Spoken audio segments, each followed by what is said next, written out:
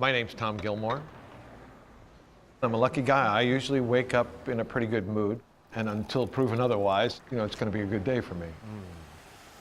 Do I think of myself as successful? Yeah, I do.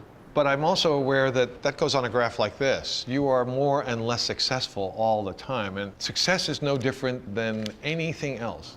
Success is a state of mind, and we accomplished what we set out to do, which was to change LA a little bit. Los Angeles. 5 words I would use to describe why I'm attracted to Los Angeles is its youth. Oddly enough, its history, its energy, its weather.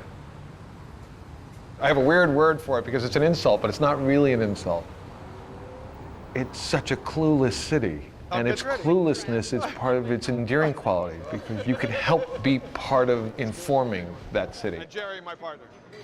And I don't mean that, I'm the great informer, but I mean everyone gets to add their voice to Los Angeles.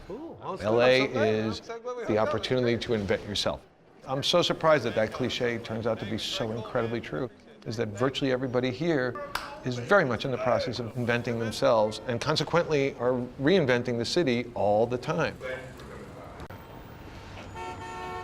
I was born in New York. My dad was a machinist and a factory worker on Long Island. My mom was a librarian and a substitute school teacher. I have 2 brothers, Ray and George, one older, one younger. My father and mother are both Irish people. They had such high spirits. It was just people who were trying to get by with very little, but working really, really hard and not complaining about it. And so I learned pretty early on not to be entitled, that you earn it every day and you should earn it with a smile.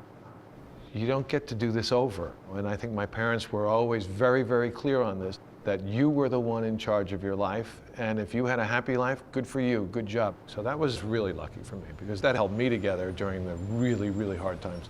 That and a thick Irish skull, I think, has saved my life. Because I can take a hit.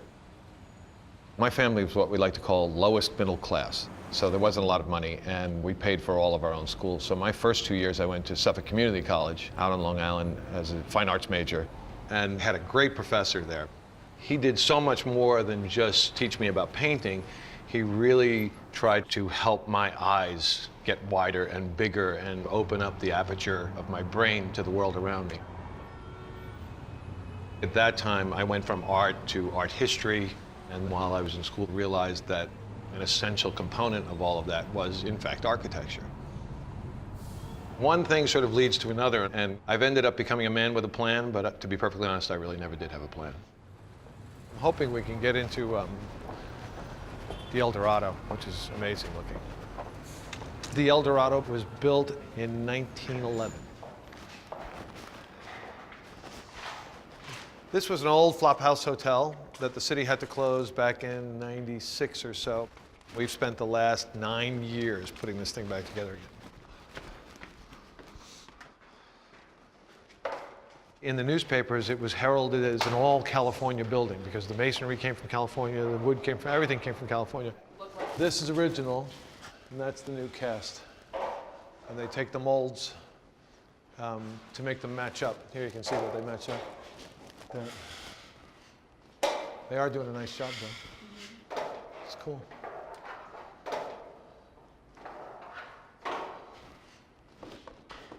You always discover something new every time you touch these buildings.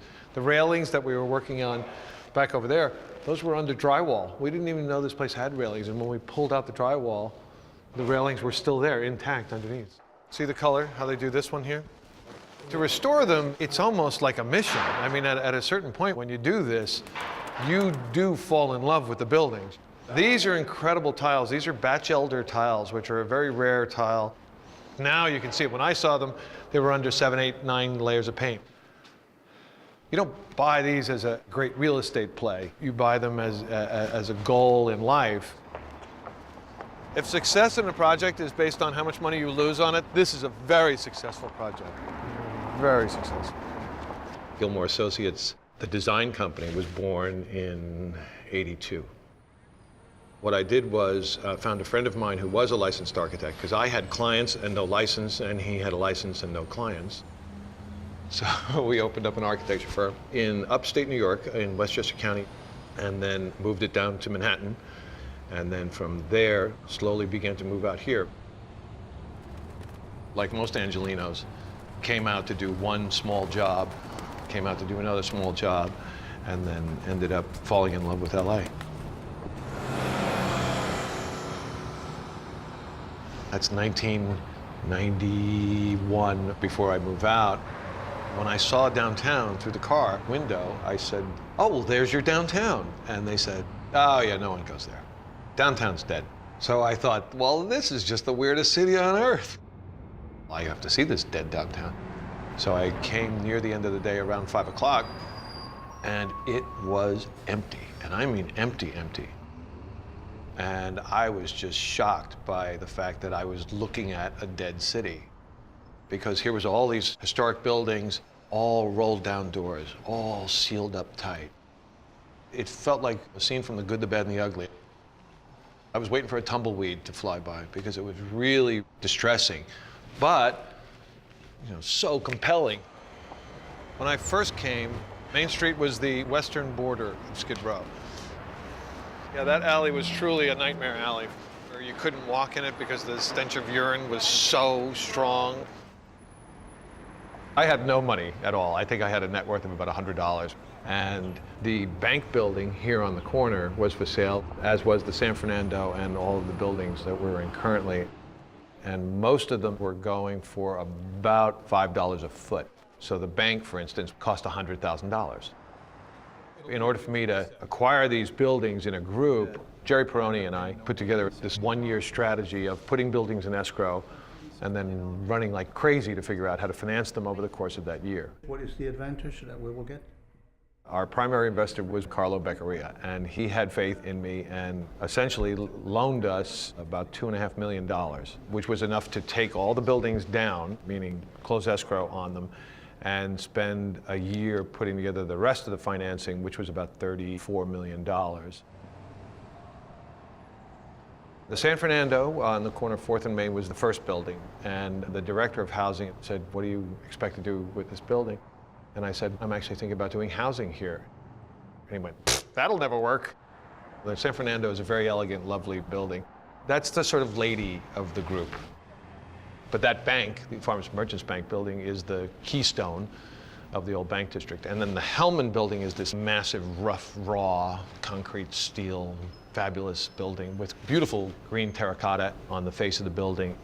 You guys go off and talk about the refi. I realized that if we were going to be a force for change, but good change, as opposed to simply being a gentrifying force that swept out the homeless, we were going to have to begin to put together partnerships with the homeless service providers and ultimately provide jobs and a sort of step out of Skid Row adjacent to Skid Row.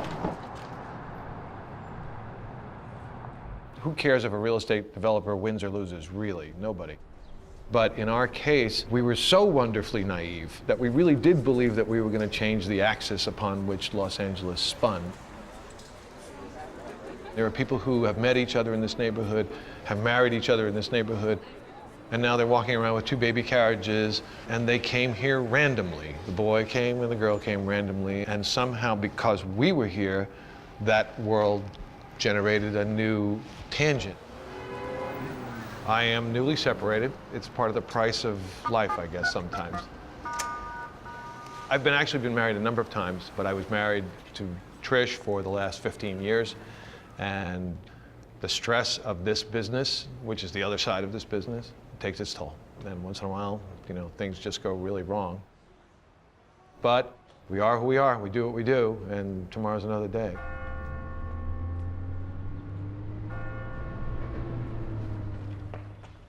There was an amazingly big battle here in Los Angeles between the LA Conservancy and the Archdiocese because they had determined that St. Vibiana's was seismically unsafe, so they got a permit to tear this down. By birth, I'm Catholic. I have to admit that I'm not particularly observant, but I consider myself spiritual. And this was 10 minutes away from being destroyed. and I was foolish enough to think that I should buy it. I ended up buying it directly from the Archdiocese. And that building turns out to be so much more than a building. So in my obituary, it'll probably be, you know, Tom Gilmore, a guy who got St. Vibiana's. Well, 5 words to describe me. Just 5. Oh, man.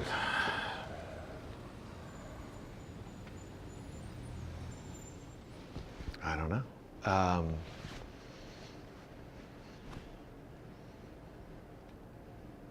Lucky, first. Hard-headed.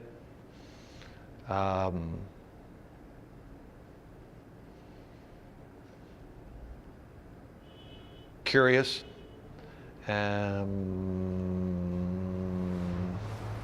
Funny. And it's weird, but strong.